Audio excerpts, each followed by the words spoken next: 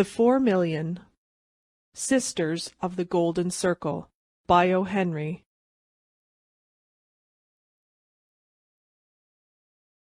The Rubberneck auto was about ready to start.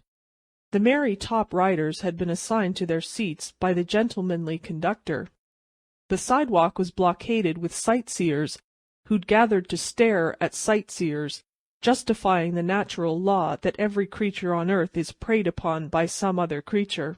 The megaphone man raised his instrument of torture. The inside of the great automobile began to thump and throb like the heart of a coffee drinker. The top riders nervously clung to the seats. The old lady from Valparaiso, Indiana, shrieked to be put ashore.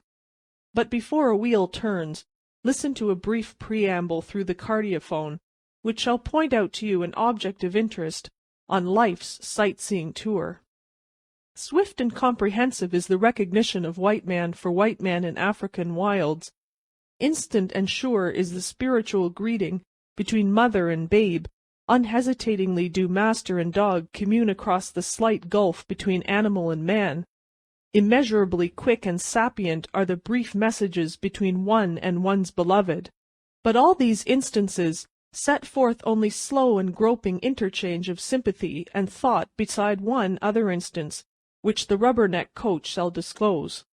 You shall learn, if you have not learned already, what two beings of all earth's living inhabitants most quickly look into each other's hearts and souls when they meet face to face.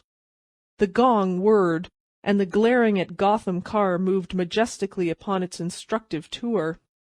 On the highest rear seat was James Williams of Cloverdale, Missouri, and his bride. Capitalize it, friend, typo, that last word of words in the epiphany of life and love.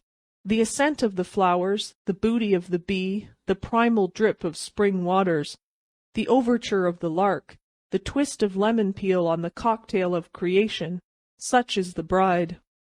Holy is the wife, revered the mother, voluptuous is the summer girl, but the bride is the certified check among the wedding presents that the gods send in when a man is married to mortality.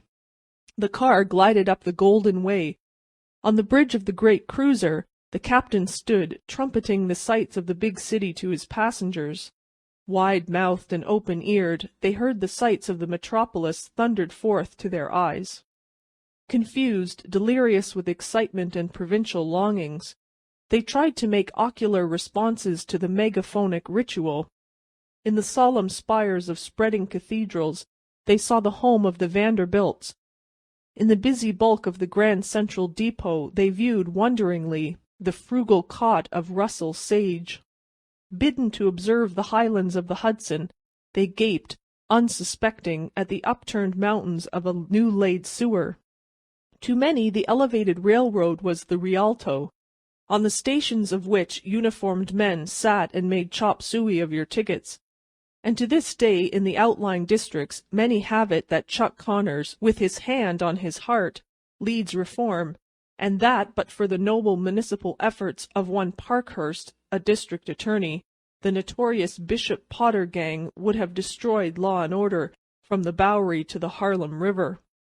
But I beg you to observe Mrs. James Williams, Hattie Chalmers that was, once the belle of Cloverdale.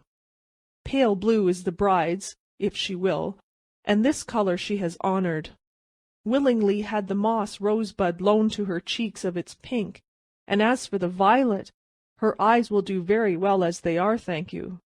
A useless strip of white chaff, oh no, he was guiding the autocar, of white chiffon, or perhaps it was grenadine or tulle, was tied beneath her chin, pretending to hold her bonnet in place.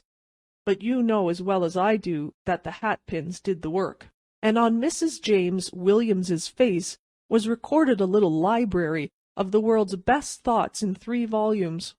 Volume number 1 contained the belief that James Williams was about the right sort of thing.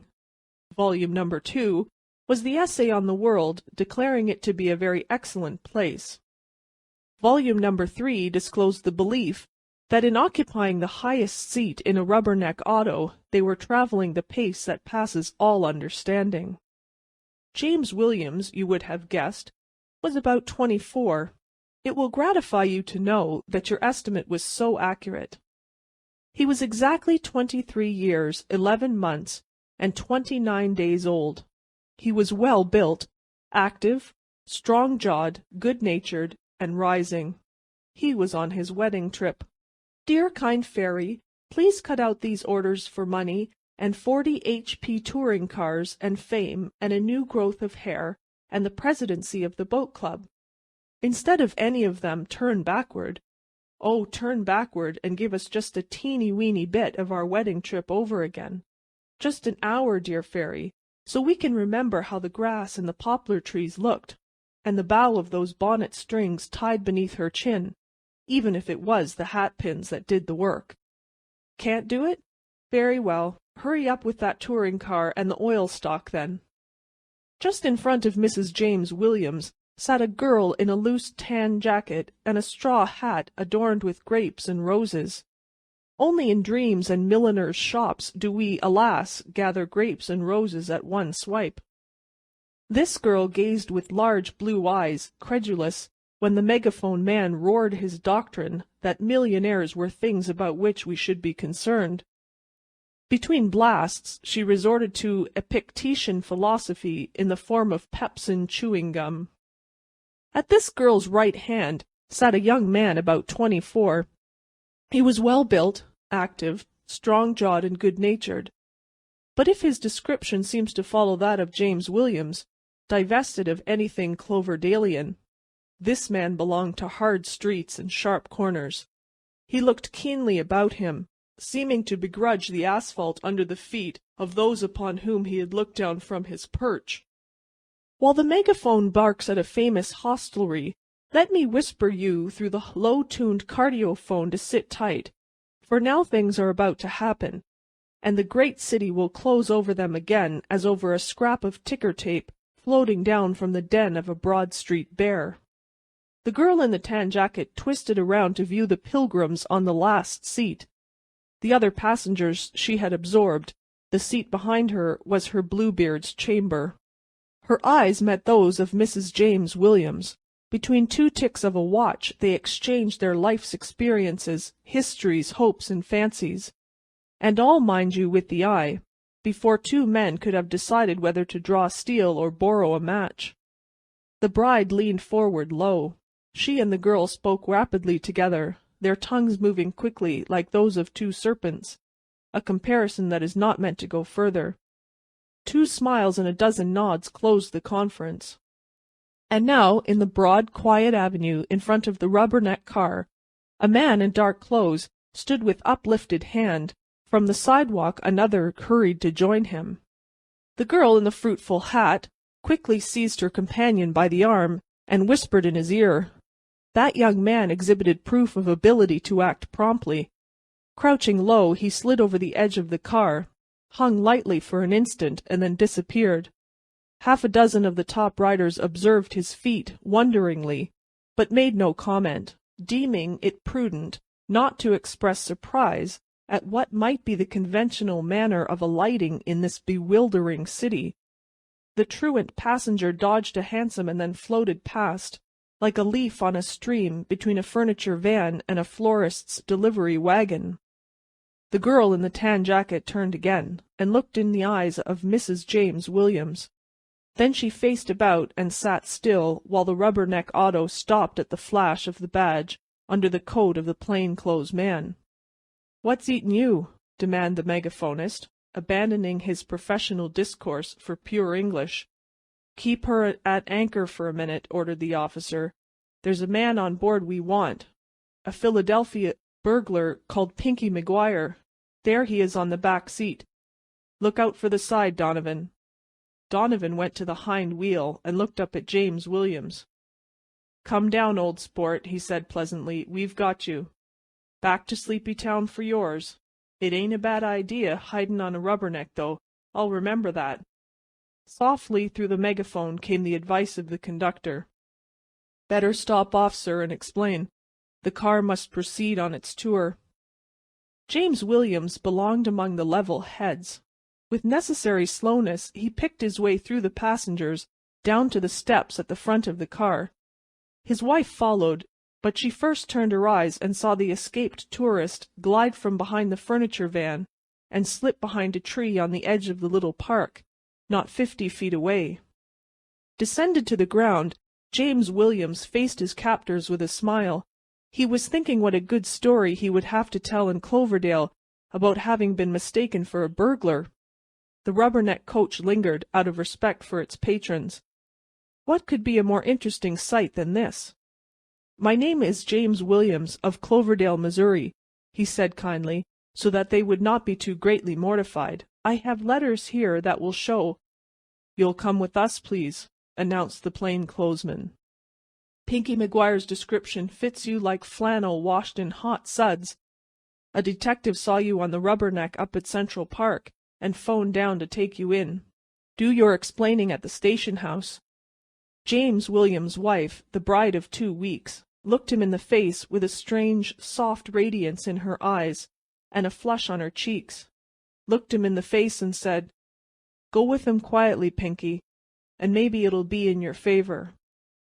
And then, as the glaring at Gotham car rolled away, she turned and threw a kiss. His wife threw a kiss at someone high up on the seats of the Rubberneck. "Your girl gives you good advice, McGuire," said Donovan. "Come on now." And then madness descended upon and occupied James Williams. He pushed his hat far upon the back of his head. "My wife seems to think I'm a burglar," he said recklessly. "I've never heard of her being crazy, therefore I must be. And if I'm crazy, they can't do anything to me for killing you two fools in my madness." Whereupon he resisted arrest so cheerfully and industriously that cops had to be whistled for, and afterwards the reserves, to disperse a few thousand delighted spectators. At the station house the desk sergeant asked for his name. "McDoodle the Pink, or Pinky the Brute, I forget which," was James Williams's answer. "But you can bet I'm a burglar, don't leave that out. And you might add that it took 5 of 'em to pluck the pink. I'd especially like to have that in the records." In an hour came Mrs. James Williams, with Uncle Thomas of Madison Avenue, in a respect-compelling motor car, and proofs of the hero's innocence, for all the world like the third act of a drama backed by an automobile manufacturing company. After the police had sternly reprimanded James Williams for imitating a copyrighted burglar, and given him as honorable a discharge as the department was capable of, Mrs. Williams rearrested him and swept him into an angle of the station house. James Williams regarded her with one eye. He always said that Donovan closed the other while somebody was holding his good right hand. Never before had he given her a word of reproach or of reproof. "If you can explain," he began rather stiffly, "why you—" "Dear," she interrupted, "listen. It was an hour's pain and trial to you. I did it for her. I mean the girl who spoke to me on the coach. I was so happy, Jim, so happy with you that I didn't dare to refuse that happiness to another. Jim, they were married only this morning, those two, and I wanted him to get away. While they were struggling with you, I saw him slip from behind his tree and hurry across the park. That's all of it, dear. I had to do it."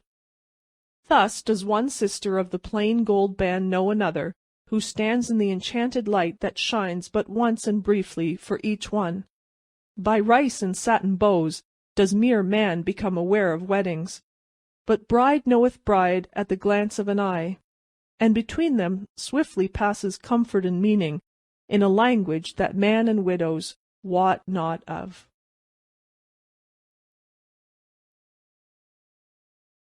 End of Sisters of the Golden Circle.